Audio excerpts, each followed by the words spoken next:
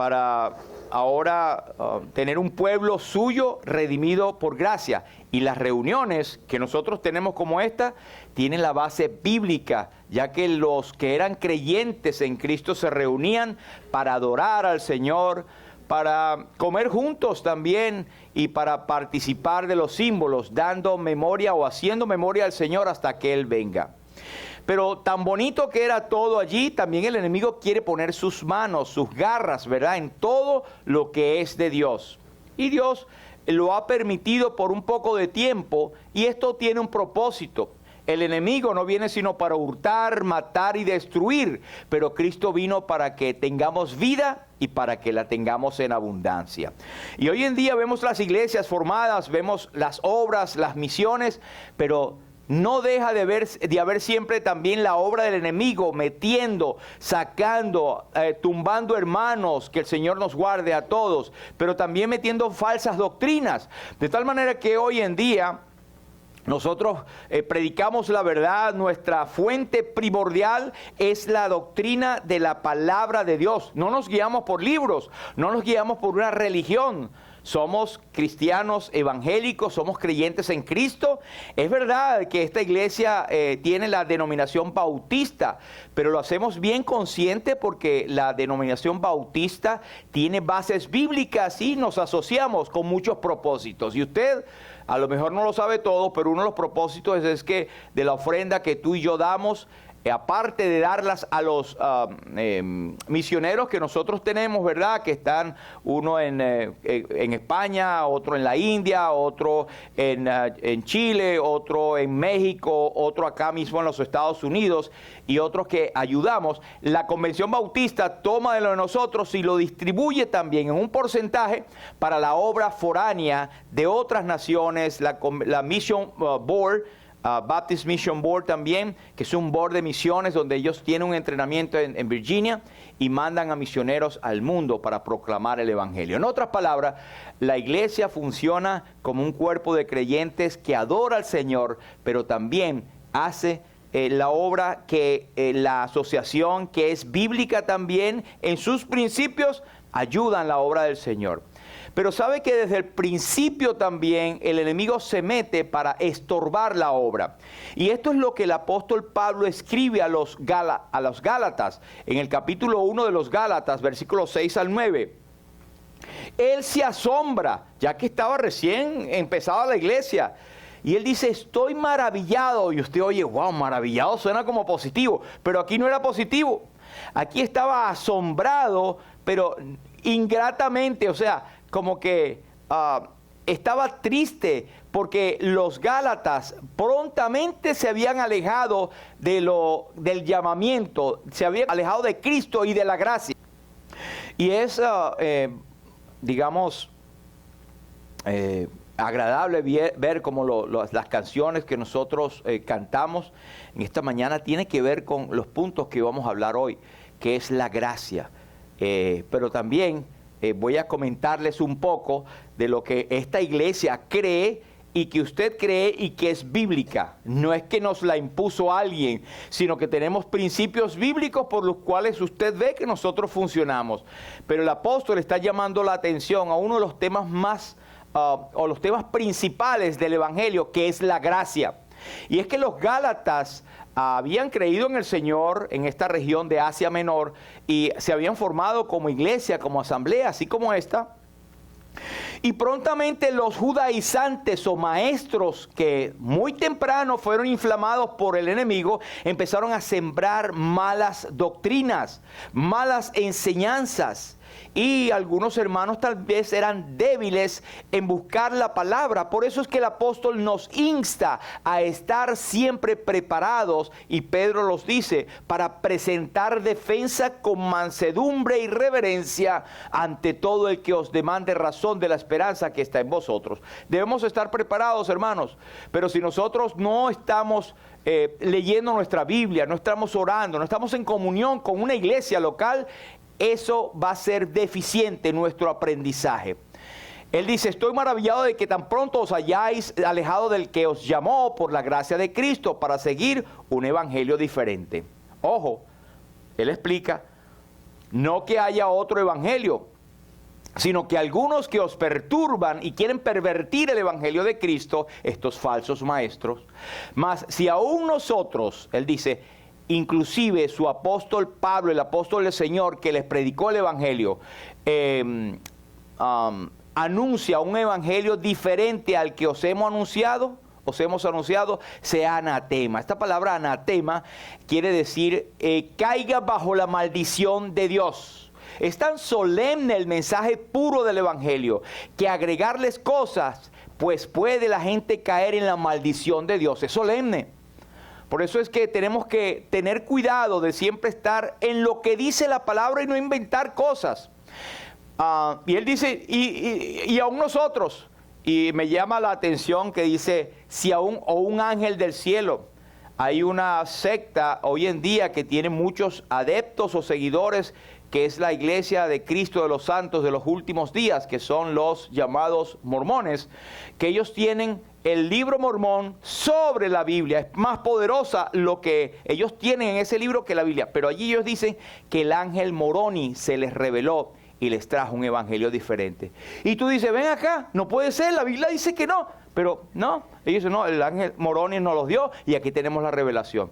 Es increíble. Es como que, como dicen mis hermanos cubanos, qué descarado. Descaradamente mienten y ponen y hacen que la gente los siga. Así que esta es una muestra, pero hay muchas más.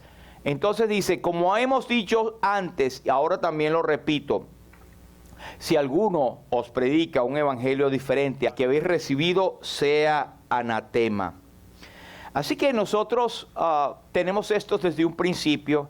Y quiero decirles que desde que la iglesia se fundó, los primeros cristianos, por ejemplo, en el siglo primero, en el siglo segundo y el tercero, se levantaron hombres teólogos de verdad, que algunos de los señores católicos nos dicen, mira, toma los nombres de nosotros, los hermanos protestantes, para decir, esos son católicos. Hey, católico quiere decir universal. Y estos hombres que se levantaron al principio eran tremendos teólogos que, por ejemplo, Agustín, este era un hombre cuyos escritos son bíblicos. El asunto está en que la iglesia se fue tergiversando. Esta iglesia al principio, donde hombres se levantaron para enseñar doctrinas que no estaban de acuerdo a la palabra. Por ejemplo, la gracia. En la gracia, la iglesia, por ejemplo, y no estoy aquí, hermanos, para criticarla, simplemente para dar los puntos bíblicos. La designación que tiene de la gracia, la iglesia católica, es que hay personas que fueron suficientemente buenas como para que tú pudieras orar a través de ellos y pedirle. Y también levantaron a María como la Virgen Perpetua, que ella se quedó virgen, ella no es pecadora. Después San Agustín, San Martín de Porras, luego una cantidad de santos. En estos días estuve yo asombrado tristemente porque en nuestro país de origen pues levantaron y canonizaron a José Gregorio Hernández, un hombre que vivió a principios del siglo pasado, que fue un doctor, un hombre benéfico, un corazón hermoso, que ayudaba a la gente, lo sanaba hasta gratis, iba con su maletincito. Tú sabes que los doctores llevan siempre un maletín. Bueno, José Gregorio Hernández recientemente lo canonizaron a nivel de santo. Ahora la gente le puede pedir a San Gregorio Hernández.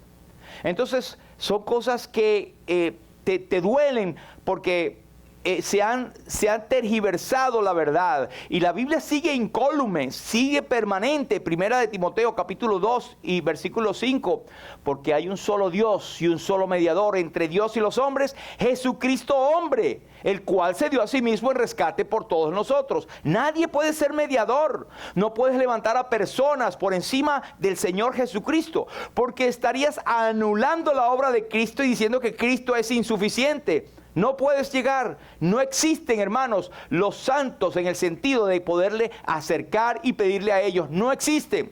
Ni siquiera, y sé que hay algunos hermanos evangélicos, creyentes en Cristo, que por ignorancia dice, no, pero yo sé que mi abuelita está allá y ella me ve desde los cielos y ella me ayudó. No, Los santos no están pendientes de ti. O sea, los santos creyentes en Cristo, porque usted y yo somos santos, no en que somos impecables, sino que hemos sido apartados por Dios para un propósito. Tengamos esto en cuenta. La Biblia nos habla a los creyentes en Cristo de la iglesia, somos santos, escogidos delante de Dios.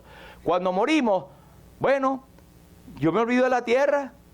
Ellos estaban, mi mamá, mi papá, todos los que han partido antes, creyentes en Cristo, están ausentes del cuerpo y presentes al Señor. No les puedo decir algo que no dice más la Biblia. Están en confort, están en gozo, están viendo la presencia del Señor, disfrutando de la obra del Señor en la cruz y viendo al Señor cara a cara, esperando a que venga el arrebatamiento, según 1 Tesalonicenses capítulo 4 y Juan capítulo 14 y muchas otras escrituras.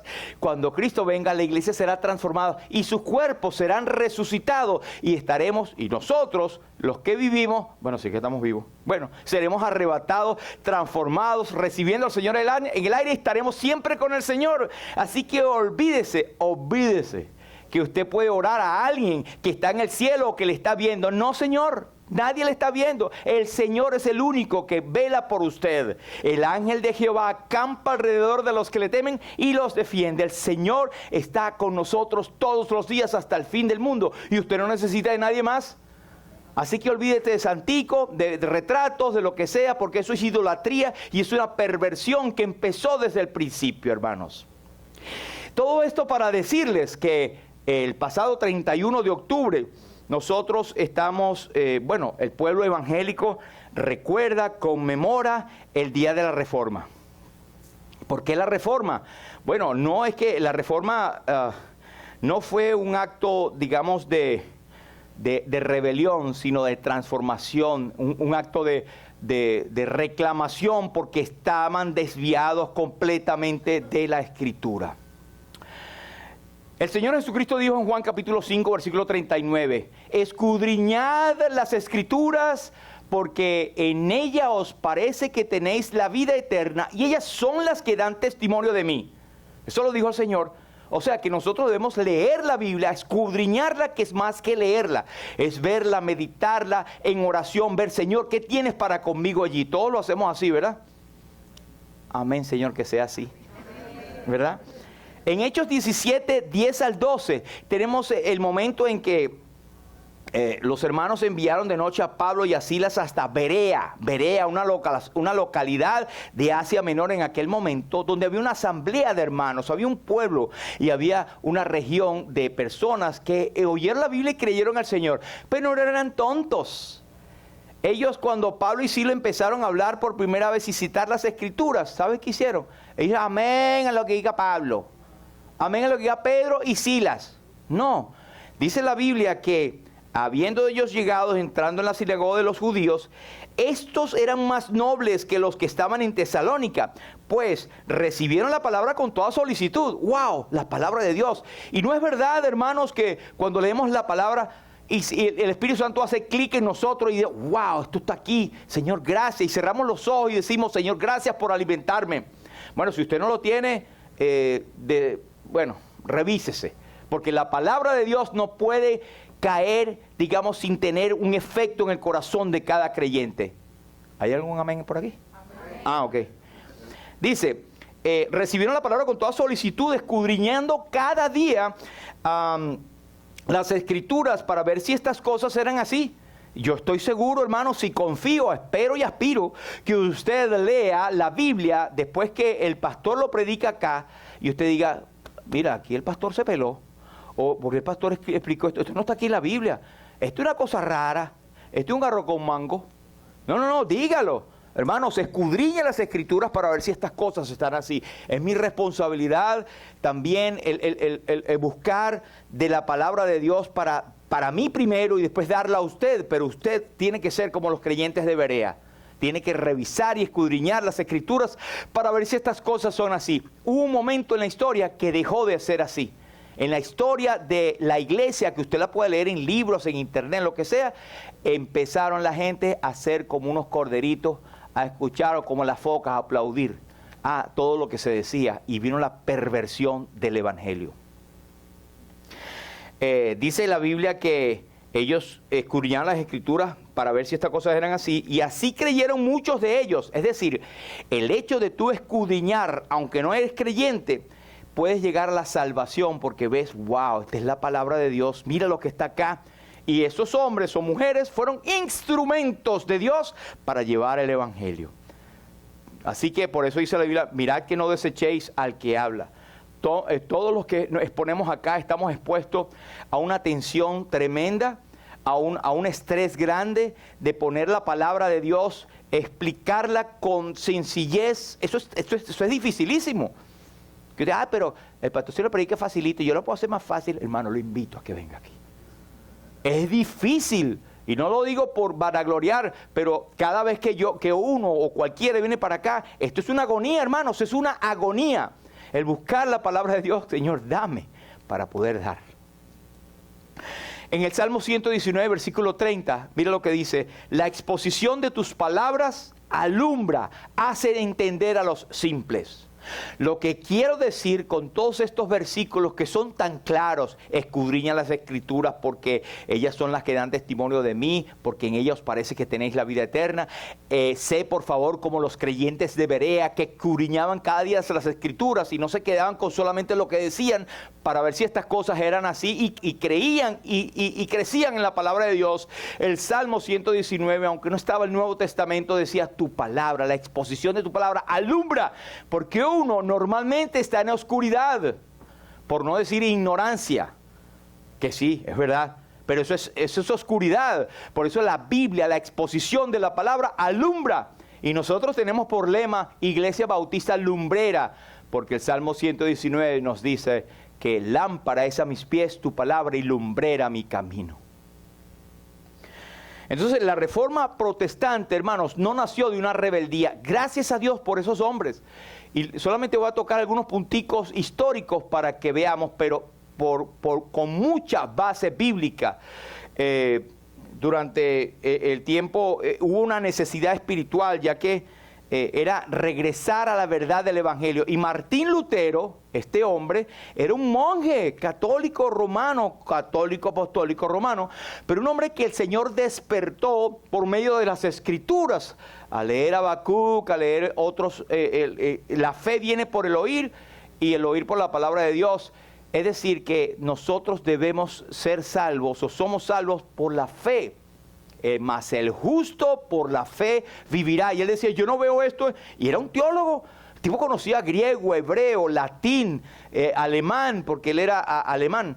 Sabía de las escrituras y eso le hizo a ir buscando y escudriñando más las escrituras y darse cuenta, la salvación no es por obras, porque la iglesia católica había, o la iglesia, digamos, del gobierno, había inculcado que tú tenías que ser salvo por obras, ser bueno, pero lo que le llegó a él hasta aquí fue que empezaron o la doctrina de la indulgencia por pago, es decir, que tú tenías que comprar la indulgencia de Dios con tu propio dinero.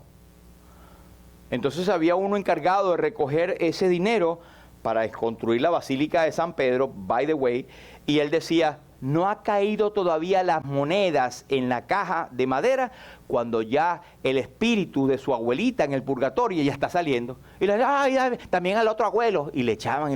Y eso a él le llegó hasta el techo y Señor, no puede ser, esto no es la palabra de Dios, esto no es tuyo. Y él leía en Efesios, mas por gracia sois salvos, por medio de la fe, y esto no de vosotros, o sea, no corresponde a vosotros, no por obras para que nadie se gloría.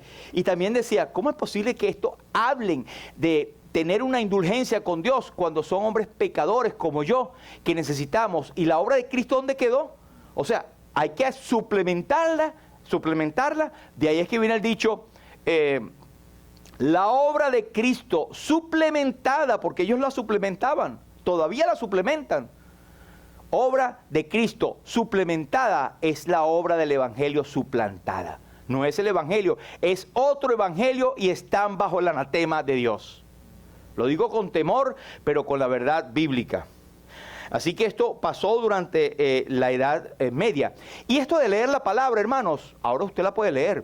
Usted abre la Biblia y la lee, la leemos acá. Todo el mundo la puede leer y hacer preguntas y meditar. Pues en la Edad Media, y todavía hay lugares donde solamente el cura o el sacerdote la podía leer en latín, para que la gente no entendiera. No eran predicaciones, eran homilías. Era una cuestión que no entendías para nada. Yo recuerdo, estando niño, cuando una abuela por parte de mamá era católica, y yo llegué a ir a los templos católicos, yo no entendía nada, a mí me daba miedo toda esa broma, un poco de santo y velas y cuestiones, y que al Señor con la bata larga había que pedirle la bendición, y decía, bendígame Padre. Pero yo le pido la bendición a mi papá y a mi mamá, porque a él. Bueno, de niño no entendía, pero el asunto está en que yo estuve allí, yo sé cómo es eso. Era que ellos leían una cosa que no entendía nadie, eran cosas solamente, y todavía hay, gracias a Dios que ahora están permitiéndolo. Ahora quiero decirles algo, que por eso es que se paró este hombre, no solamente Lutero. Antes de Lutero hubo muchos hombres. Estuvo John de Wycliffe, que fue en la parte inglesa en los años 1320 a 1384. Estuvo también Jan Hus, que dicen, él era un seguidor de este primero. Y también estaba William Tyndale, del 1494 a 1536. Y también usted lo conoce porque lo tiene ahí, es la traducción de la Reina Valera. Nosotros decimos Reina Valera como si fuera un solo tipo. Resulta que era Casiodoro de Reina y Cipriano de Valera, dos tipos. Y Casiodoro de Reina estuvo traduciendo la Biblia de los originales y estuvo por 20 años por Europa escondiéndose porque lo estaban buscando para matarlo, porque estaba tratando de sacar la Biblia al vulgo, a que la gente lo leyera. Luego Cipriano de Valera agarró la obra inconclusa de Casiodoro de Reina y la terminó para tener lo que hoy tenemos. Claro, hubo algunas, modificaciones, no modificaciones, traducciones para llevarlo al mensaje actual. Yo tengo la Biblia del Oso, que es una de las Biblias primarias que está en 1700 y pico reimprint, y es difícil entender ese español. Es difícil entenderlo y sería bueno que usted lo pudiera tener. Es como un clásico, porque me gusta tenerlo. Pero mire, John Wycliffe, se lo voy a decir un momentico. Él es traductor de la Biblia al inglés y es conocido como la estrella de la mañana de la Reforma.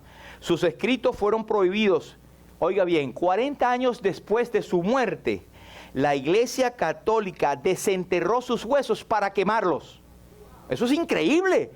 Para decir que este desgraciado que trajo esta cuestión, vamos, saquen los huesos. Y los quemó como para decir, yo recuerdo un cuento que decía unos matones que no, que tenemos que matar a alguien y si es posible lo matamos, lo resucitamos, lo volvemos a matar. Bueno, era tal la ira, la ceguera espiritual que sacaron los huesos de este John Wycliffe y después de 40 años lo quemaron los huesos otra vez y lo volvieron ceniza para que nadie ni siquiera encontrara la tumba de él. Jan Hus era un pastor checo influenciado por este primero que predicó contra la corrupción y las indulgencias. Esto fue antes de Martín Lutero. Fue condenado por herejía y quemado vivo.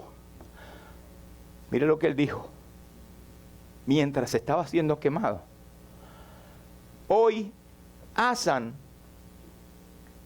a un ganso, pero en 100 años surgirá un cisne que no podrán quemar.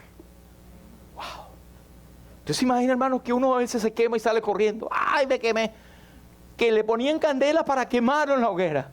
Estos hermanos murieron por tú y yo tener el privilegio de tener la Biblia y poderla leer yo mismo. ¿Y sabe de qué cisne estaba hablando? De Martín Lutero. Él se consideraba un ganso. Bueno, me van a asar aquí, pero se va a levantar en 100 años. Un cisne que no podrán quemar.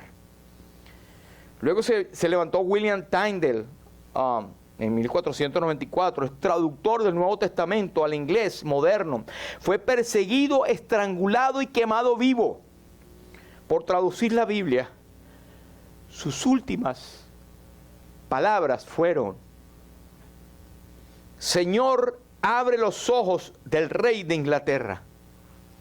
Esas fueron sus últimas palabras, quemado vivo. Y Casiodoro de Reina y Cipriano de Valera, ya hablamos de ellos, fueron exiliados, tradujeron la Biblia al castellano y gracias a ellos, y gracias al Señor por ellos, tenemos hoy la Biblia, esta versión tan hermosa de la Reina Valera. Hermanos, eso es para que apreciemos que hubo hombres y mujeres que están en la Biblia nombrados como aquellos hombres valientes, ¿verdad? pero no están sus nombres aquí, pero están nombres escritos en los cielos. Así que es interesante, hermanos, ver las historias de estos mártires, ¿verdad? Estos que ya vimos, John Wycliffe, Jan Hus, William Tyndale, Casiodoro de Reina. Por eso es que el 31 de octubre de 1517, el monje alemán Martín Lutero vio cómo se vendían estas indulgencias. Y cuando dice, wow, ¿por qué tanto escándalo que escribió las 95 tesis? No, hermano, lo que hizo fue llamar a un debate público. Era como nosotros hoy en día ponemos en el Facebook, ¿verdad? En mi muro, voy a poner mi muro. Así, pero si hay gente a escribir y a combatir y a debatir lo que tú dijiste, bueno, él puso en su muro de Facebook en aquel entonces, que fue y era el lugar, que era la puerta de la iglesia, que era la iglesia principal de aquel momento, del castillo de Wittenberg, el 31 de octubre de 1517, y clavó sus 95 tesis. Esto es más o menos, y esta es como una copia del original. Esas son las 95 tesis escritas en latín o en alemán, fueron escritas, donde él plantea todo como bíblicamente. Porque si la Biblia dice así, ¿por qué hacemos así? Claro, él lo puso, bueno, vamos a tener un debate teológico, y le cayeron encima. Claro, lo buscaron para matarlo, etcétera. Y este es un grabado de más o menos cuando él las clavó, enseguida la gente empezaron a leer y se formó la revolución. Bueno, mire, su tesis no buscaba dividir, sino invitar al debate y al arrepentimiento y a debatir sanamente en la Biblia, que la gente abriera los ojos y dijera.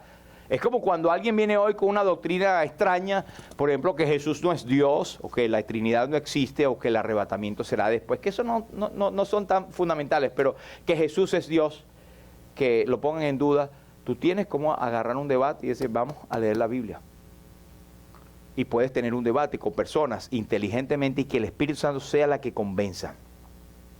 Bueno, cuando lo llamaron, le dijeron, Martín, vamos a hacer un juicio público, pues, y él estaba contento, wow, voy a defender. Pero se sorprendió que cuando fueron allí, tenían 2 preguntas para él. Y le dijeron, no te llamamos acá para debatir lo que tú escribiste, solamente 2 preguntas. Digan, 1, ¿esas 95 tesis que escribiste fueron tuyas? Y él dijo, sí, fueron mías, yo las escribí. Ok, pero déjame decirte, no puedes decir nada. ¿Sabes cómo era en la Edad Media? El segundo, Martín, tú te retractas de lo que acabas de poner allí a costa de tu vida. Wow, él dijo, dame unos días para pensarlo. Y cuando lo llamó otra vez y fue él, delante de todos, él dijo, en resumen, él dice, lo que escribí allí, yo voy a retractarme si ustedes me demuestran que no es así bíblicamente.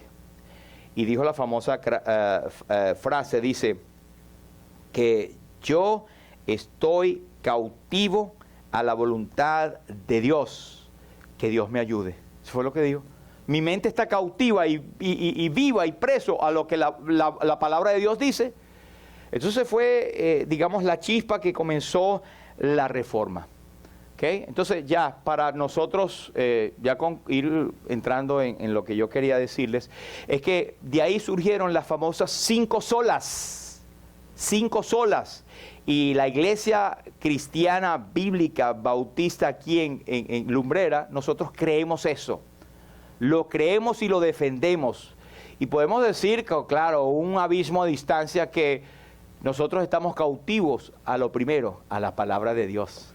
Y lo demás podemos discutir con la gente y mostrarle por qué esas 5 solas son reales. Y lo primero, hermanos, es la sola escritura. O sea, la sola escritura es nuestra base. Segunda de Timoteo capítulo 3 y versículo 16 dice, toda la escritura, y lo leímos, es inspirada por Dios y es útil para redarguir, para enseñar, para corregir, para instruir en justicia, ¿verdad? Así que el fundamento nuestro aquí, como en muchísimas iglesias, gloria a Dios por ellas, unos se llaman reformadas, nosotros nos estamos reformando todos los días, ¿verdad? Somos bautistas cristianos sencillamente, algunos le quieren llegar a ese título, pues nosotros compartimos estas 5 cosas que yo quiero que ustedes lo tengan. Y si tienen alguna duda o que no creen que es así, les invito por favor a que vengan a hablar con nosotros. La Biblia es la única autoridad infalible y suficiente para fe y la vida cristiana, no hay más. Todo lo que hablamos acá es vida. El pastor tiene autoridad delegada por Dios, pero no por sí mismo. La autoridad que nosotros tenemos como ancianos, como líderes de la iglesia, es una delegada por Dios. Y nosotros vamos a dar cuenta por cada uno de ustedes cómo nosotros administramos la palabra de Dios para ustedes. Así que nosotros pasó primero por nosotros y que no adulteramos la palabra de Dios. Una responsabilidad muy grande. Vamos a dar cuenta al príncipe de los pastores. Y la autoridad que nosotros tenemos es la autoridad bíblica. Y a veces metemos la pata porque nosotros mezclamos un poquito el papagallina con el pastor bíblico, ¿verdad? Papagallina porque queremos proteger y decimos cosas que, ¿dónde está en la Biblia? Bueno, es como papá, yo lo digo, si yo no soy papá de nadie. Bueno, de mis hijos, claro. Pero quiero decir la autoridad bíblica. Y otra, nosotros no necesitamos añadir ninguna tradición, ningunos decretos humanos. Dios habla hoy a través de su palabra. En estos postreros días nos ha hablado por el Hijo. La palabra de Dios está clarísima. O sea, quiero decirlo, que está claramente revelada la voluntad de Dios, aunque hay muchas cosas difíciles de entender. Salmo 19 dice, la ley de Jehová es perfecta que convierte el alma. No solo de pan vivirá el hombre, sino de toda palabra que sale de la boca de Dios. Ahora, rechazar la sola escritura, hermanos, es rechazar las palabras que salen de la boca de Dios. Y ¿sabe lo que dice el Señor Jesucristo en 14:12 de Juan, versículo 48? El que me rechaza y no recibe mis palabras, tiene quien le juzgue. La palabra que he hablado, ella le juzgará en el día postrero. O sea, para el infierno. El que no recibe la sola escritura como única fuente de autoridad bíblica, está condenado al infierno. Más claro, hermanos, no creo que pueda. Hay un dibujito que una vez yo hice que me gusta mucho, que las 5 solas que vamos a ver ahorita, ¿verdad? Que es la sola escritura, solo Cristo, solo fe, sola gracia, y a Dios sea toda la gloria. Es como una casa, como un edificio. Y el techo es a Dios sea la gloria en todo lo que hacemos. Y en la base es la sola escritura. Nosotros no tenemos base de nada más. Ahí está. A Dios sea la gloria. Entonces tenemos las 3 columnas, sola fe, solo Cristo y sola gracia. Y todo esto descansa en la sola escritura. No hay nada que nosotros no podamos probar por las escrituras. No hay ninguna religión ni insinuación de hombres acá. Es bíblico completamente y eso lo creemos.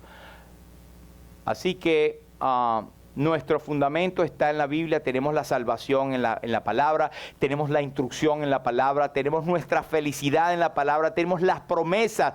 Todas las promesas del Señor Jesús son apoyo poderoso de mi fe.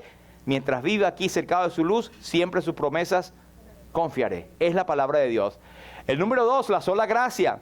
Solo por gracia somos salvos, hermanos. No hay nada que tú puedas hacer que te haga merecedor del cielo. Porque ¿sabes qué? Tú y yo venimos de una raza caída, que no tenemos la mínima base de acercarnos a Dios. Dios, mira lo que soy. No, todos somos pecadores y estamos destituidos de la gloria de Dios, siendo salvados gratuitamente mediante la redención que es en Cristo Jesús. Porque por gracia sois salvos por medio de la fe, y esto no de vosotros, pues es don de Dios, no por obras, para que nadie se gloríe. Así que la salvación no se gana, no se recibe como premio, no es porque tú eres bueno, porque nadie hay bueno.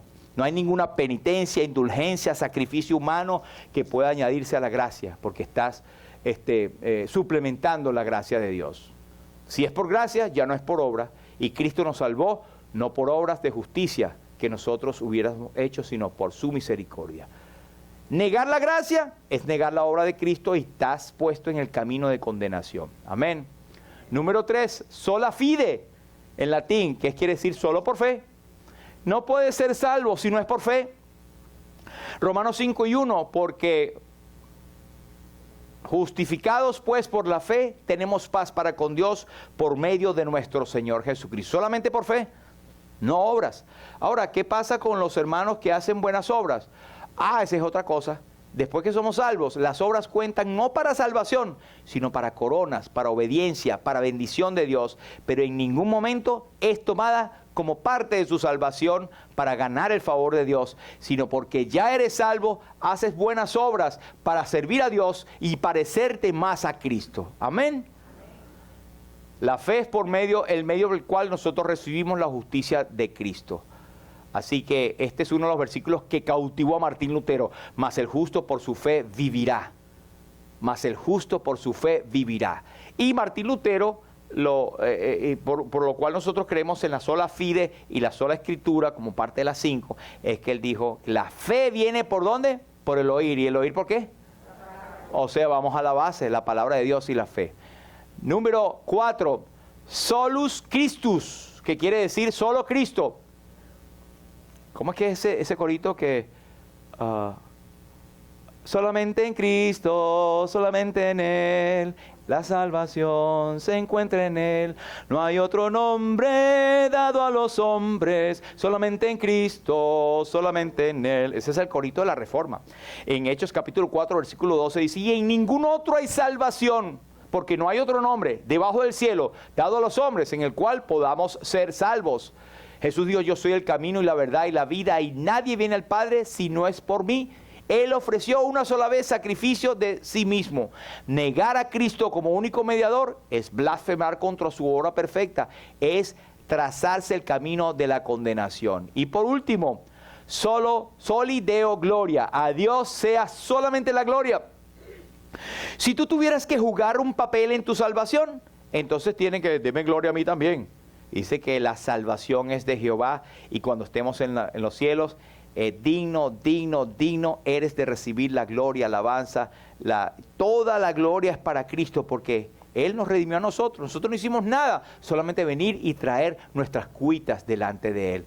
Porque de Él y por Él y para Él son todas las cosas. A Él sea la gloria por los siglos. Amén.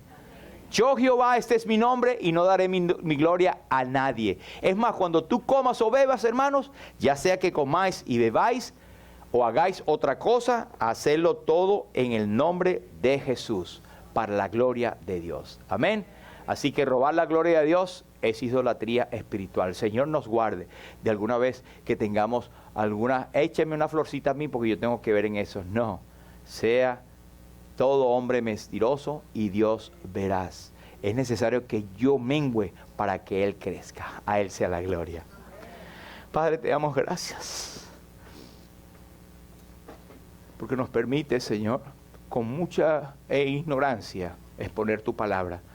Gracias, Señor, porque tu palabra nos revela al Hijo, nos revela tu voluntad, nos dice lo que somos, de quién vinimos y a quién vamos. Señor, gracias por permitirnos este momento. Permite que nosotros podamos grabar en nuestros corazones que la sola escritura, tu palabra es la revelación, que solamente a través de Cristo podemos ser salvos, que solamente a través de la fe podemos obtener este regalo tan precioso de la vida eterna. Señor, que solamente todo esto es a través y por ti, y porque, por tanto, toda la gloria y toda la honra que debe ser y permanece siempre que sea para ti. Señor, gracias por este momento. Rogamos que nuestros hermanos y inclusive el que habla pueda tener esto siempre en cuenta. Podemos siempre a ti darte toda la gloria, Señor. Que podemos ser transformados por las verdades de tu palabra y también considerar, Señor, aquellos que han muerto para que la verdad sea preservada. Te pedimos por los que no son salvos, que puedan oír este mensaje después, que ellos puedan llegar al conocimiento de la verdad por medio de la exposición de tu palabra, porque ella alumbra al ignorante y da gracia y luz de salvación. En el nombre precioso de Jesús. Amén, amén.